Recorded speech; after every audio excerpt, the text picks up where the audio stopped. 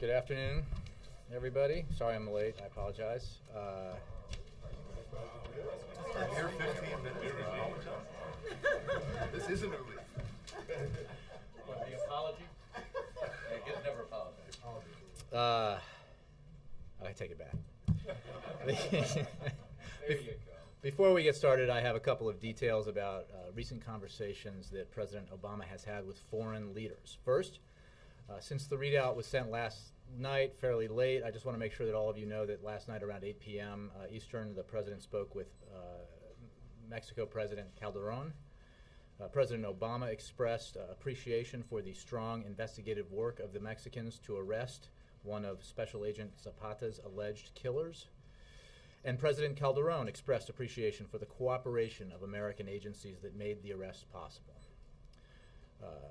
The President said that neither the United States nor Mexico could tolerate violence against those who serve and protect our citizens, as Special Agent Zapata did so selflessly through his own life. President Obama also said he was looking forward to welcoming President Calderon to the White House on Thursday, March 3rd, to discuss our important bilateral relationship and key global issues. Also, I'd like to mention that this afternoon the President is scheduled to speak with Prime Minister Cameron and President Sarkozy to coordinate our actions in response to the situation in Libya. We expect additional conversations with foreign leaders on this topic in the days ahead. With that, I am ready for your questions. Can we talk about the Americans that are in this situation with the ferry that's not able to leave Tripoli? Are there contingency plans to get them out? The State Department government is working very hard to evacuate the Americans from Libya. The details of those operations are available at the State Department, but we are doing everything we can to safely evacuate them from Libya. And with that evacuation still not having happened, how does that complicate the U.S. response to the situation?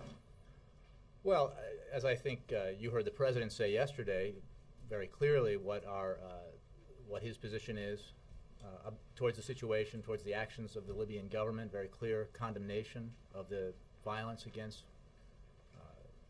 the protesters there, violence against Libyan citizens. He also is obviously very concerned about the safety of Americans, and that is a priority. That's all I can say on that. Any movement on sanctions, no-fly zone? Obviously sanctions are something we're looking at. I don't want to get into specifics. We're working very closely with the international community, and we're hoping and believe that the international community will speak with one voice, as I think is often the case. When the international community comes together and speaks with one voice, it has a powerful impact in terms of persuading a government like Libya's to do the right thing and to stop the kind of violence it's been perpetrating on its own people. So we're examining a lot of options. Sanctions are one of them, but I don't want to specify that one is going to happen and one's not going to happen. But we're working with our partners on that. Yes. Will sanctions be on the agenda when the President speaks to Cameron and Sarkozy today? Well, they will be discussing Libya, and I think that they will be discussing different options that we can take, the United States, the United Kingdom, France, other countries, international partners, to affect the behavior of the Libyan government. So I'm sure, broadly speaking, our options will be discussed. Yes, go ahead. What kind of military options are being considered?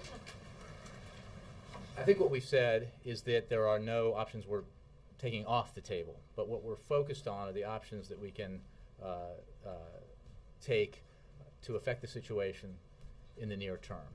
And we would like to see the kind of concerted, broad-based international action that can compel the Libyan government to cease and desist from the kind of actions it's taking against its own people.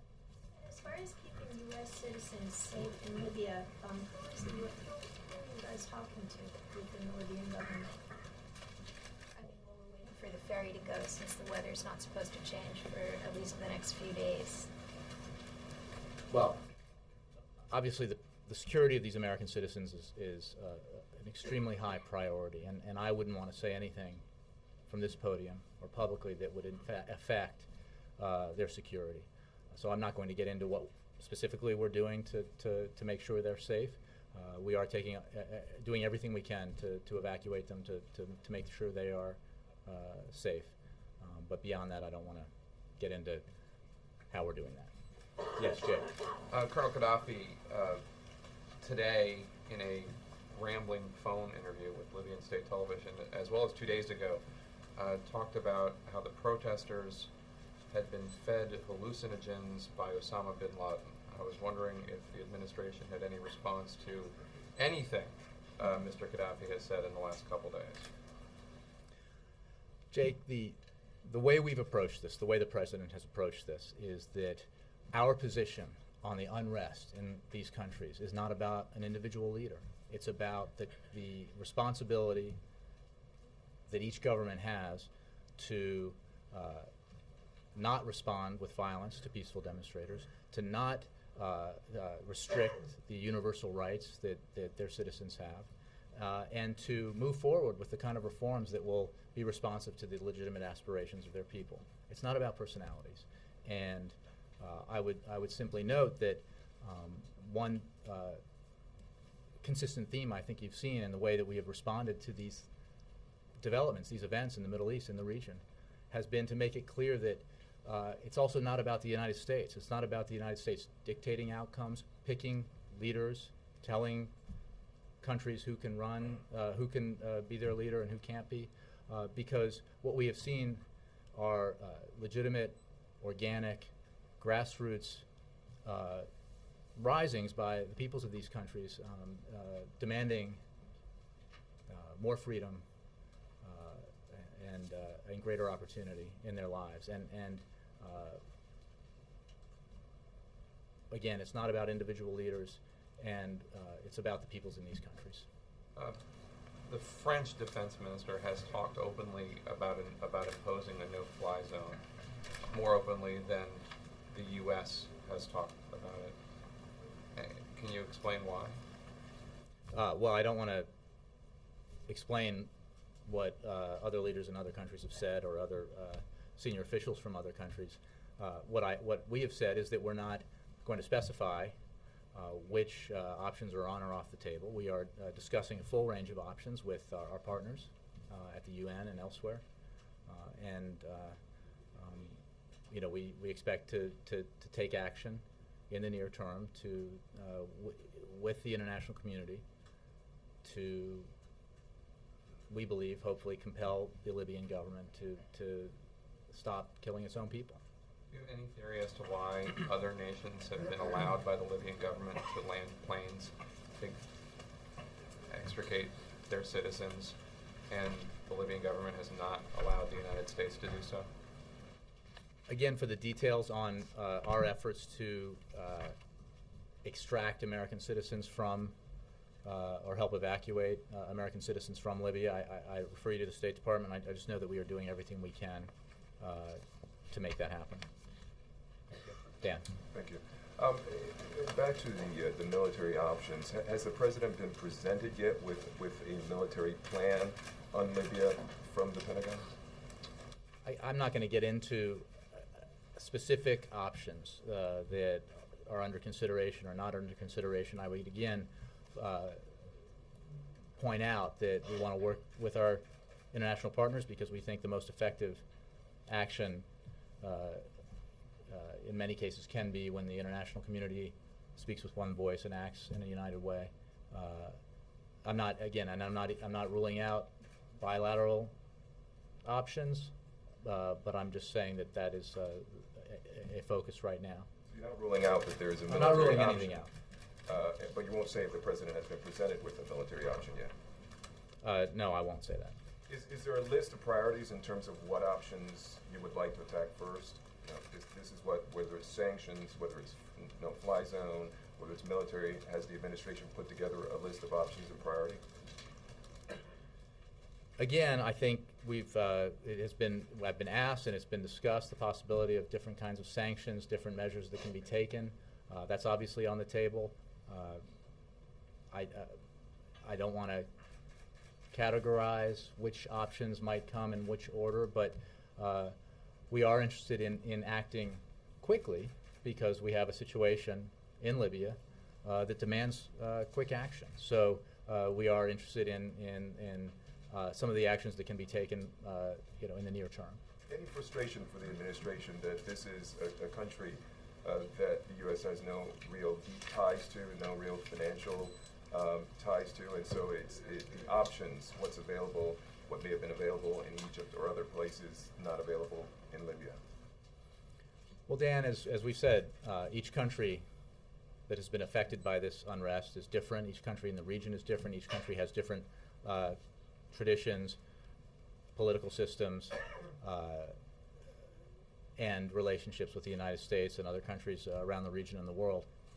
So the way we approach our policy positions and make our decisions based on in reaction to the events in these countries is obviously affected by those differences, while it's also guided by the principles that we've talked about that apply to that guide our approach to all these countries and the unrest in them. So that's a long way of saying each country is different, and we deal with them and their differences as necessary.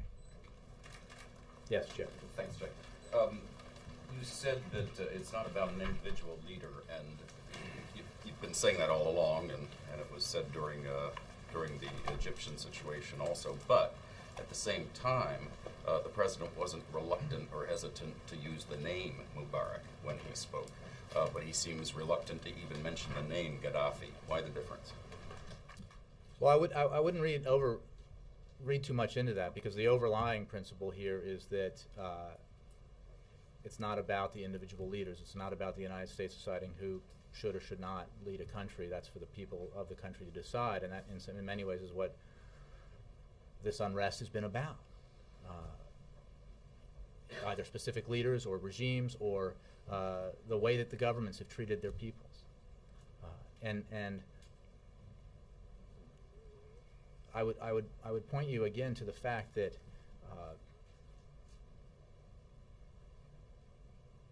the leader in this country, Colonel Gaddafi, has tried to suggest that the United States was behind the uprisings of its own people, or the demonstrations, the peaceful demonstrations in its own country by Libya's own people, and that's clearly not the case. And I think Jake pointed out that now he's searching around for somebody else to blame. Our focus is on the principles we've laid out on the need for these governments in the region and around the world to be responsive to the legitimate aspirations of their people, and first and foremost, not to use violence in response to peaceful demonstrations. And on military options, I know you said you don't want to take anything off the table, but my guess is a lot of the American people would like one option taken off the table, and that's sending significant numbers of U.S. troops into Libya. Is that an option you can take off the table? Chip, again, I'm going to go back to my answer. I don't think it's productive for us, as we're examining our options, to take one option or the other off the table. But I am focused on. We are focused on working with our partners internationally to take steps that will persuade or compel the Libyan government to change its behavior. And I guess the logic of that is, if you won't take that off the table, then sending significant numbers of troops in is on the table. Well, I just will say that I'm not taking options off the table. We're not. On the Wisconsin, on the Wisconsin situation, Congressman Ellison and others have called for the president to come out to Wisconsin and stand with the workers. Is that under discussion?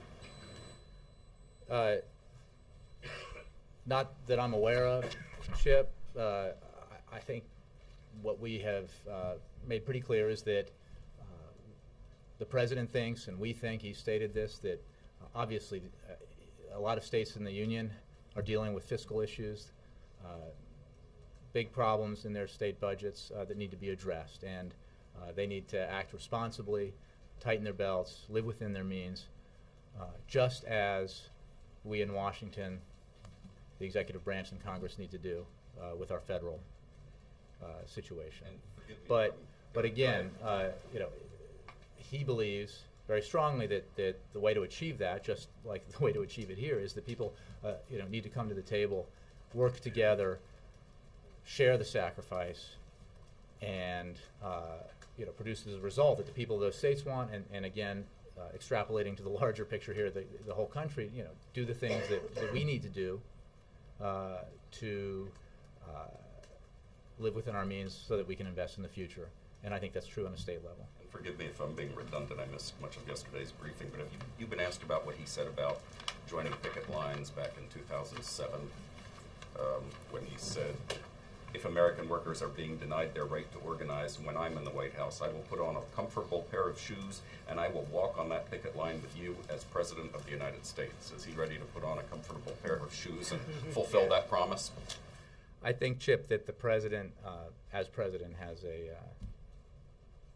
obviously an ability to be heard when he speaks. And he spoke to the situation in Wisconsin and his views on it last week. And I'll leave it at that. I know you weren't with him at the time, but do you think he meant that when he said it? Is that a promise? I wasn't with him at the time, but again, I think that the President has different means of speaking out on issues and being heard, and clearly he did. You know, he made his viewpoints known on the situation in Wisconsin, the need for people to come together. He takes very seriously the fiscal situation that the states find themselves in, some of the states, and understands it because he understands it at the federal level. But he encourages the parties involved to come together and sacrifice together and reach a solution that serves the interests of all the people of the states, just like he's trying to do for the broader nation. The Inspector General of the Home Affordable Modification Program says it's effectively failed. Does the President disagree? Hold on one second.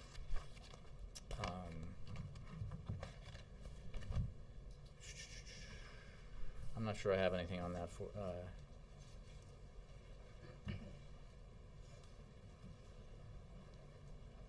Spencer Backus of No, Alabama. I understand. I'm just. I get that. Okay. Whether or not the President agrees with the IG's report. Spencer Backus of Alabama plans hearings in the House next week, and he is going to try and cut funding for it. Would you fight that attempt? You know, I don't want to speculate about what we're going to do in response to possible action by a senator. So, you know, if and when something happens, we'll have a response. Would you consider saving 600,000 or 700,000 mortgages when the goal was 4 million to be a success? Well, look, we've been very clear about the seriousness with which we have been trying to deal with the stabilizing the housing market, helping responsible homeowners stay in their homes.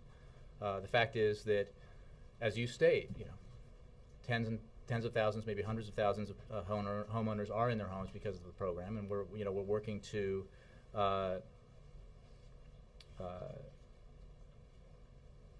make sure that those responsible homeowners that can be helped are able to stay in their homes. And you know, it is important to remember that those homeowners have been helped by this program.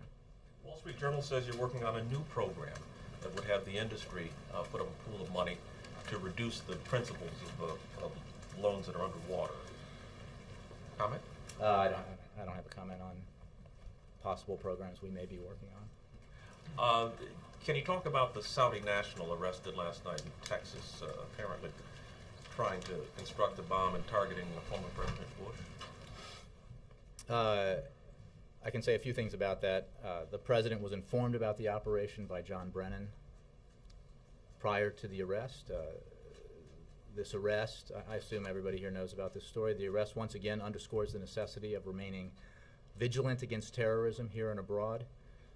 The president thanks the FBI, the Department of Justice, and the rest of our law enforcement, intelligence, and homeland security professionals who continue to keep us safe and who once again have served with extraordinary skill and with the commitment that their enormous responsibilities demand. For anything else, I'll have to refer you to the Department of Justice because obviously this arrest has been made and there's an investigation. He was told before the arrest? Yes, he would That be aware of it before that the arrest arrest. was coming, or that this was a lone wolf terrorist out there that they were worried about? He was informed that the arrest was coming. Okay, can you say whether the president has asked Secretary Gates to come up with a contingency plan to enforce a no-fly zone or start working with NATO on that respect? There is some reports that that's taking place. I understand you guys aren't ruling any options out, but are plans being updated at least so that if the president gives an execute order, this can happen? Well, Chuck, I think it's fair to say that when we're examining all options, and that option has been tabled, I guess, at least in the press, but certainly been discussed in other venues, that by exploring those options, we're looking at the feasibility, and I mean that broadly about all the options that could potentially be on the table. So, without getting into updated plans for this option or that, exploring the options means just that: examining what our options are and what might work. What kind of consultation has there been with NATO? I refer you to the Defense Department, but again, I don't want us to go down one lane here on one option and leave you with the impression that I'm ranking them. Again, we are examining all the options that are available to us, and the conversations around that examination are obviously taking place. On the issue of sanctions, is there a concern that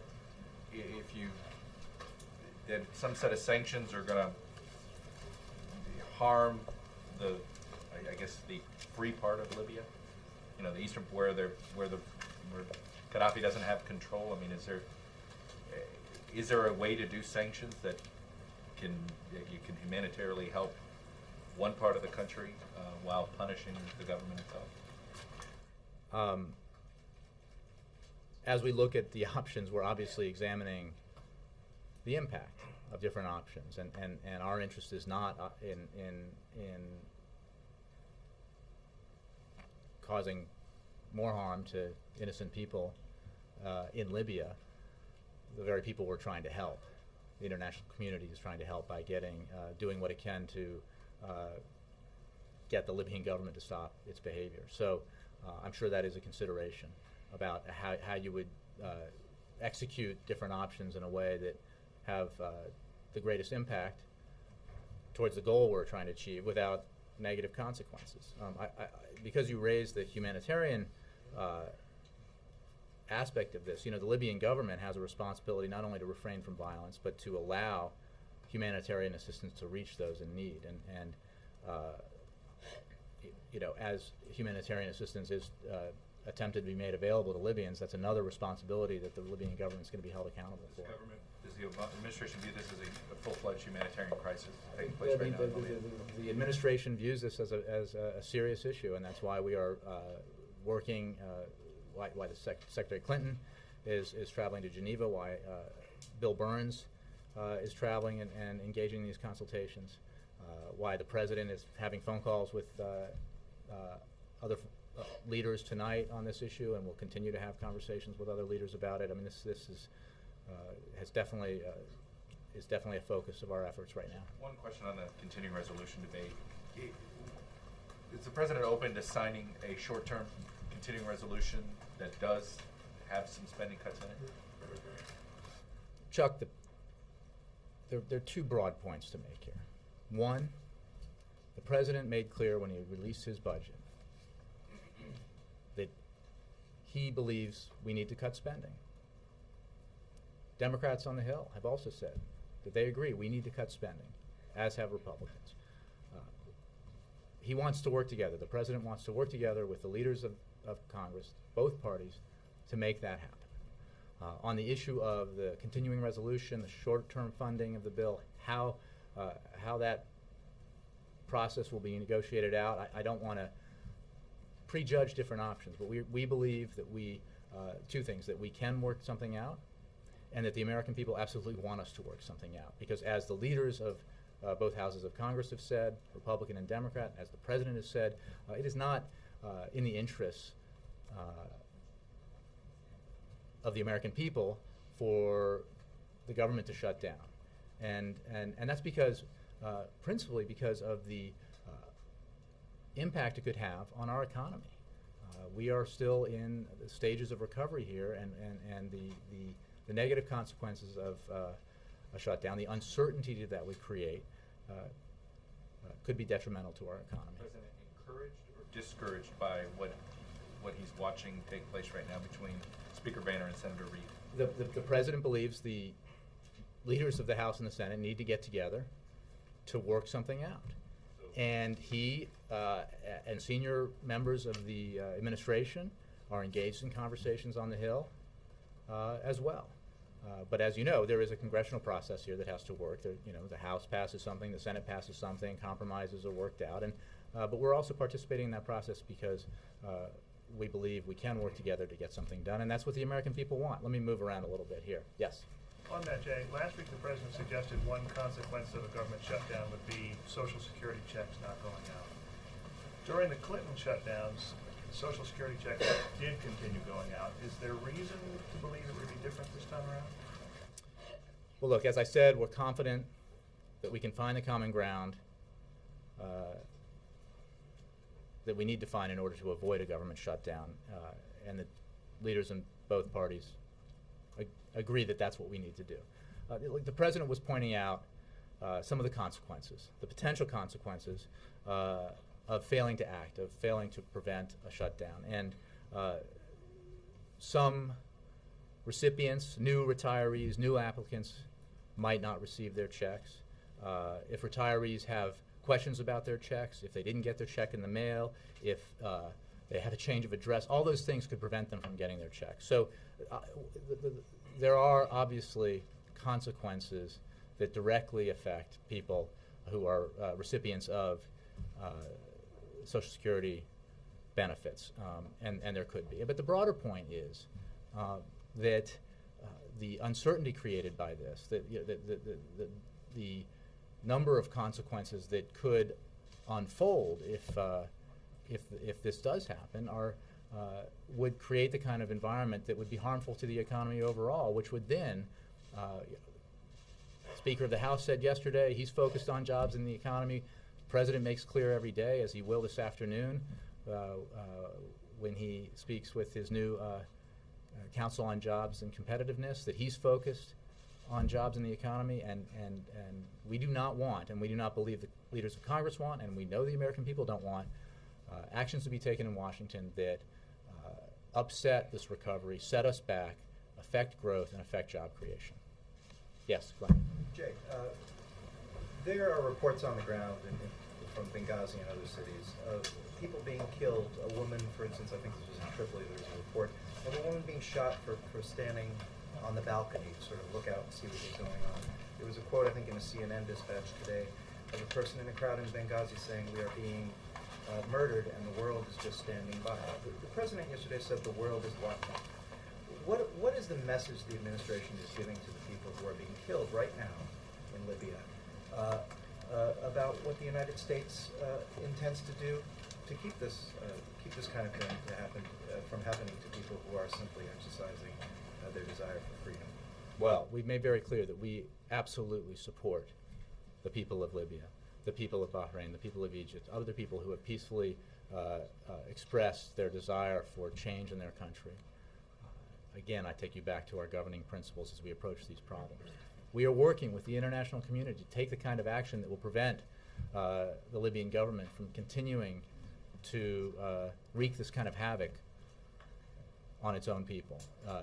The President has been very clear about how strongly he condemns this action. It's unacceptable, it's reprehensible, it's abhorrent. Secretary Clinton to a conference on Monday, Glenn, we're ameliorating the interested. situation for Glenn, people we're interested in now? outcomes. We're interested in taking the measures that will actually have the desired effect, which is to get the Libyan government to stop the bloodshed. And the president is absolutely focused.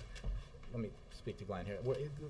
The president's absolutely focused on this, and as is Secretary Clinton and the rest of the national security team. Is there a concern that any more forceful? We've talked a bit about sort of the Americans on the ground. Is there a concern that a more forceful response by the administration could result in more bloodshed against Libyan protesters?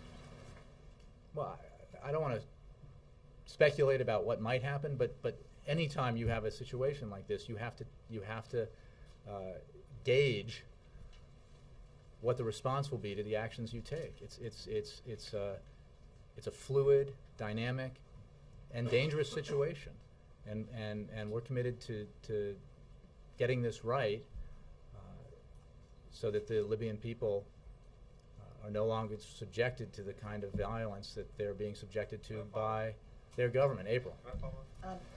Thanks, Jerry. Back on the situation with Libya, the protests that have just been spreading in North Africa and the Middle East, the result is gas prices going up here in America. Is this administration asking countries in Africa that support, I guess, export oil to us? Is this administration asking Canada? Is this administration asking Mexico? Is this administration asking Saudi Arabia to increase their oil output to keep prices down? April, whenever you have unrest in this part of the world, there are going to be reactions in the oil markets. And that is obviously something we've seen. The situation remains fluid, but we're monitoring this closely. We're very cognizant of the fact that oil prices can affect the economy and can affect people in their wallets and pocketbooks. But we are in touch with the IEA and oil-producing countries about the developments in the market. We have the capacity to act in the event of a major supply disruption. I don't want to speculate on any particular action. I don't want to, again, predict that what may or may not happen in terms of disruption. But the global community global system has a lot of experience in managing the kind of disruption that we've seen, and our focus now is on monitoring this and making sure that we know what our options are if they need to be taken. But it's an issue of supply and demand for this sweet crude. And is the administration concerned that oil analysts are talking about a possibility of $5 a gallon? I mean, we saw $4.11 a gallon at its height, and people were really upset then. The economy is starting to show signs of breaking.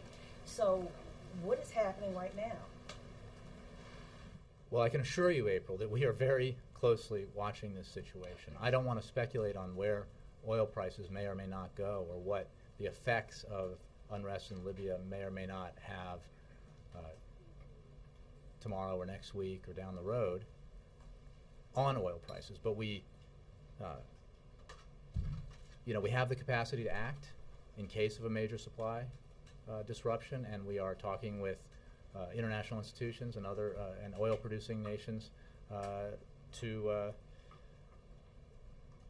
as we examine the developments in the markets. Can I follow Glenn's Yeah. question real quick? Given what Glenn says, that there are people being killed en masse right now in Libya, what is the timeline for the administration's getting the international community together and getting a tangible response to what's going on? What's the time frame? Well, I can assure you we were working on this aggressively and specifically with the goal of taking action that can be most effective, most efficiently. And I'm not going to tell you that this is going to happen tomorrow and then something else will happen in 2 or 3 days because we're talking about actions that we are coordinating with our international partners, and I don't want to preview again, take options on or off, options off the table. But believe me, we are moving very quickly. Coordinating an international response to something is basically the definition of herding cats, and it's a very fast-moving situation over in Libya. If you don't want to tell me what the timeline is there even a timeline for getting a response in place? Well, look, I would point you to the fact, look at the international reaction. This is a case where what Libya has done has garnered very little support around the globe, and quite the contrary. The international community is speaking almost entirely with one voice in condemning what's happening there. And so I don't believe this is a case of herding cats. I believe that this is an opportunity to act in a concerted way with our international partners. So no timeline for I'm not going to give you a specific. timeline. Right. Let me, yes, Mike. On the, sort of following up a little bit on April's question, several Democratic members of Congress have asked the President to consider releasing oil from the Strategic Petroleum Reserve to keep prices from rising too much. Is this something that he's considering? How does he react to these members of Congress requests? Well, I think I would just repeat what I said, which is that we have the capacity to act in case of a major disruption. We right now we don't. We're simply monitoring the situation and discussing with the IEA and oil-producing states what's happening in the markets. But I'm not going to preview what we might happen if the disruption, a further disruption happens, and what our options are. Obama, back in August of 2008, advocated using oil from the Strategic Petroleum Reserve. Back in August 2008, when the price of oil was about $120 a barrel, at what price would President Obama want to release oil? I think what's important about that to remember is that the causes of the surge in oil prices in 2008 were quite different from the circumstances that we're seeing now. And then I would say that we are examining our options, and we have the capacity, if necessary, to act in case of a major disruption. But again, it's important. There's not a one-size-fits-all response when the actual circumstances are quite different. Let me, all the way in the back. Yes, yes, ma'am. Yes, yes, yes. I'm sorry, I don't know your name with the glasses. Yeah. My name is Sarah. Sarah. Yes. My question is, if we should have a government shutdown, would the people still get paid? Or I was going to ask about Social Security, because obviously that would affect me.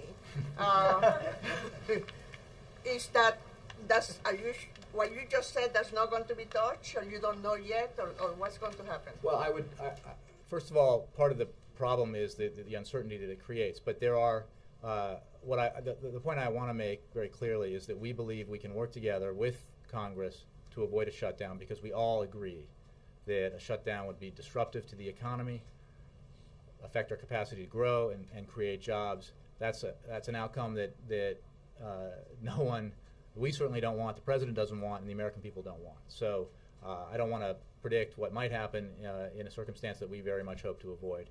All the way in the back, yes, sir. Thank you, Jay. About the uprisings, you've said that all the nations are different and all the relationships are different. So then what metrics is the administration using to evaluate that an uprising in one country is different from an uprising in another country, and that the response should be different from one country to another?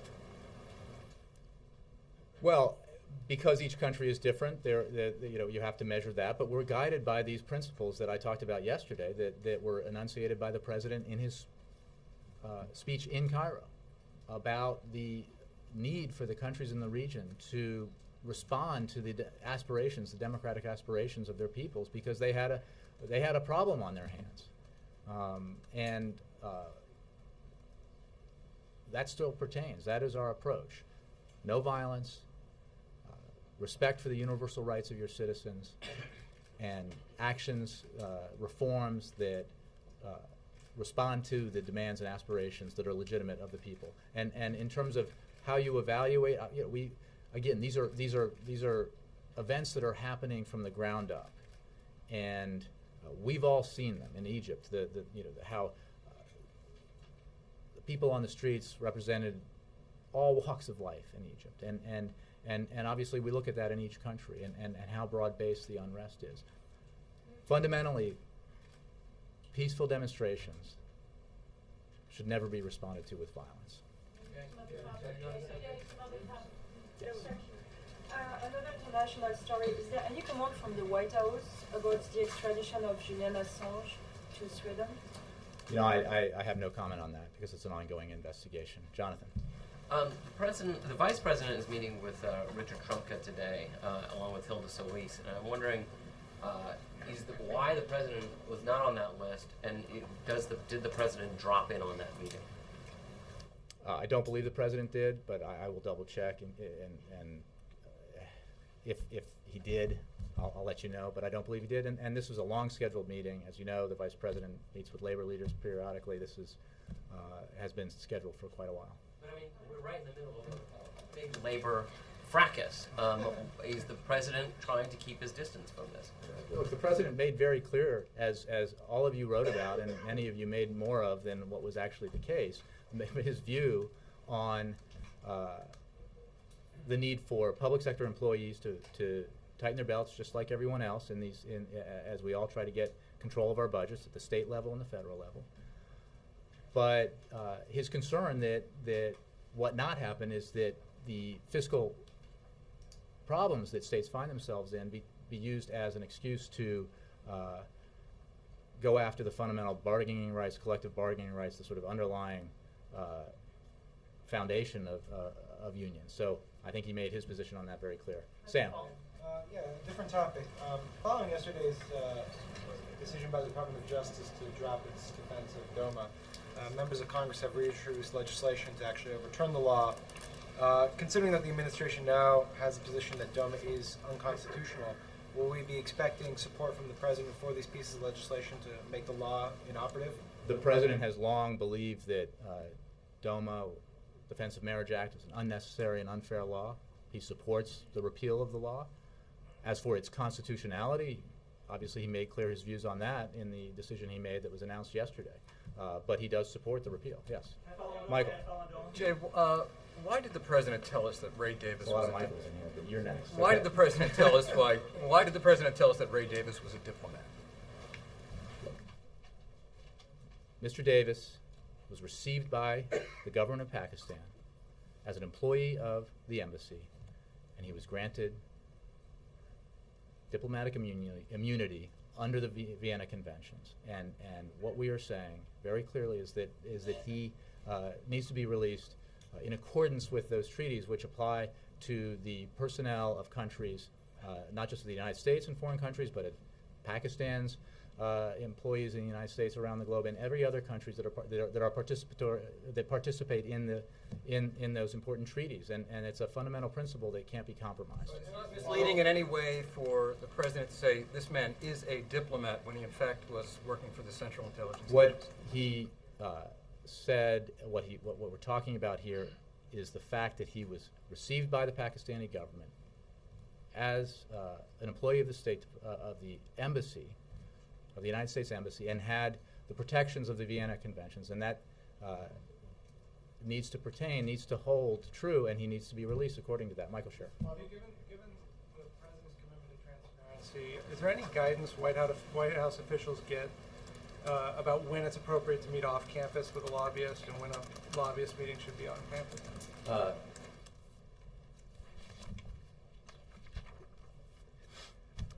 This administration has taken extraordinary actions to be transparent. I think this question stems from a story that frankly was absurd.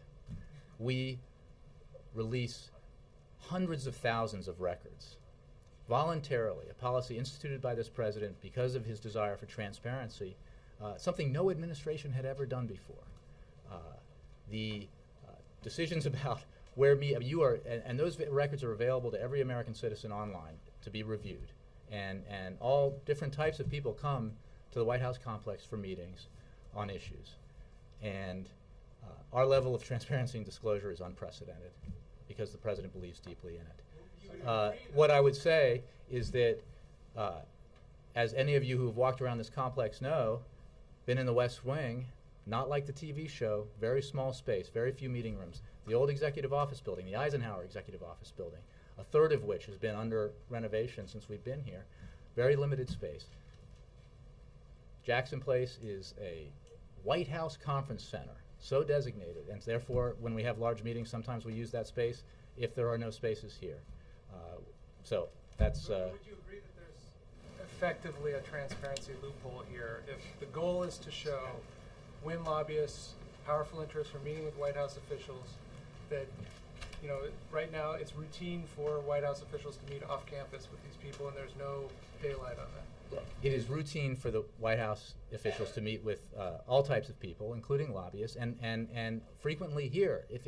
It's the suggestion that we're not being transparent is laughable, given the unbelievable precedent this administration has set in its closing the door, the revolving door, and releasing these records. There are no, the WAVE system, which is the system that produces the records, operates in certain buildings and not others, and for those decisions, how that operates and why, I refer you to the United States Secret Service. But the principle here is the unprecedented level of transparency that we have provided because we believe deeply in it. Would it be inappropriate for a White House official to intentionally arrange a meeting off campus to not be caught by the WAVE records? Look,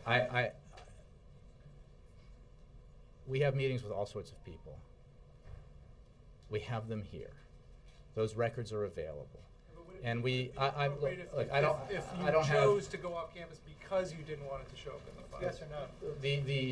The guiding principle here is transparency, and we believe that we don't. That nobody is that I'm aware of is hiding where they're meeting. The meetings that happen at Jackson Place, it's a big meeting place, and that's where. Why not change the policy to release those names? We do not control where the waves is, and I'm not going to, in terms of. You could release them separately. You can change the policy.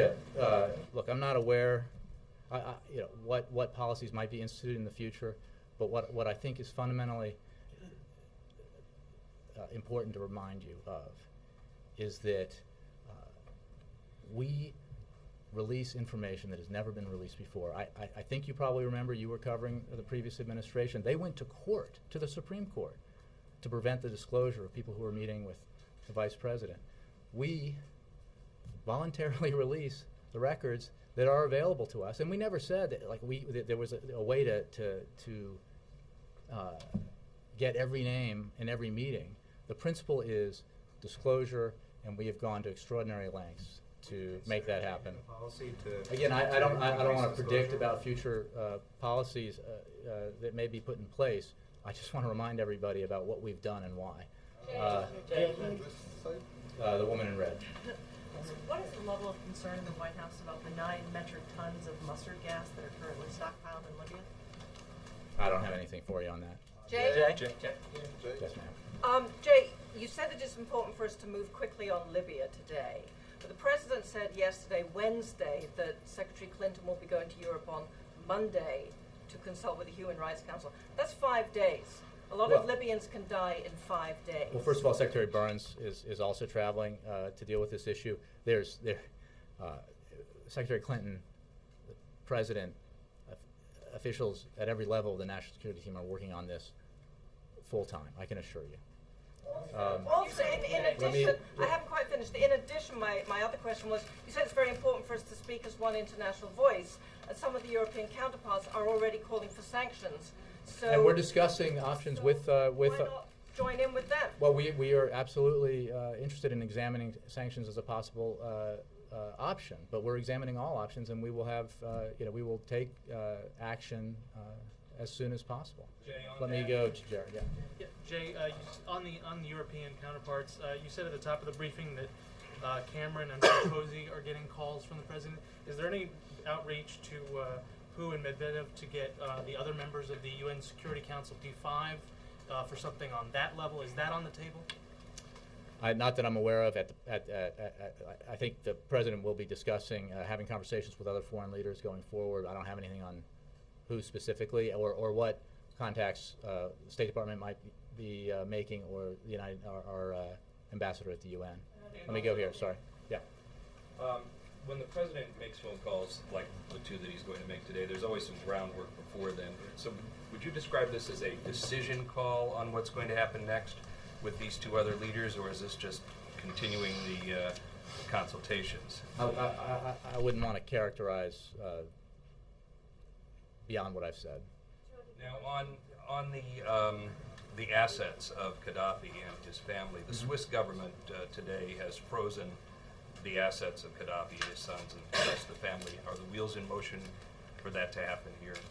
I would simply say that we are examining a variety of options and that we will move as quickly as possible to implement them.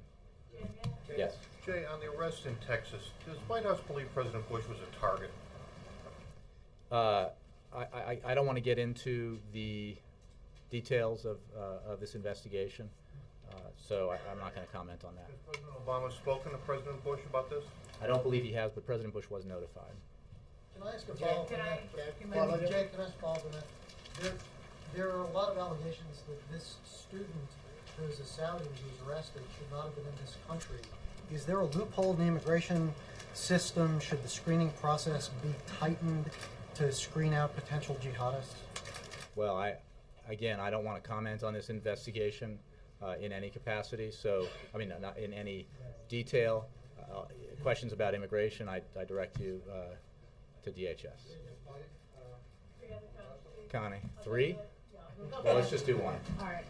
Okay, well, can I do real quick on New Zealand and the one on fire? Sure. Thanks for the information on New Zealand. Any chance the president will visit New Zealand maybe when he goes to Hawaii in September? I don't have any announcements on presidential travel. Pirates. There's been nothing said, and it's been a few days since the Americans responded. There are some increasing calls to bomb the headquarters of the Somali pirates. Do you have any sort of strategy? What are you going to do with them? I would not and could not speak about operations that may or may not happen. I don't want to suggest that anything is happening, Connie, but it's not something I would talk about. Well, we've obviously outraged by the actions of pirates that result in the deaths of American citizens. And the president, as you know, I believe has expressed his sincere condolences to the families of the victims. But beyond that, I don't want to get into details. Thank you. I'll take one more. Yes, sir. Given the fact that the Libyan government has seemingly already abandoned sort of rational reasoning and behavior by turning on its own citizens, is it realistic to think that sanctions and international efforts would convince it to stop doing so? I don't want to predict, but what the Libyan government will do. But what I do know is that this administration, leaders of governments around the world, are outraged and appalled by what we've seen happen in Libya, and will take and are taking the actions that they believe will be most effective in changing the behavior of the Libyan government. Would any sanctions be partly designed not necessarily just targeting Gaddafi, but family members, other power centers that might kind of convince them to try and peel away from Gaddafi? I would only say that we're examining a variety of options. That's it. Thanks, guys.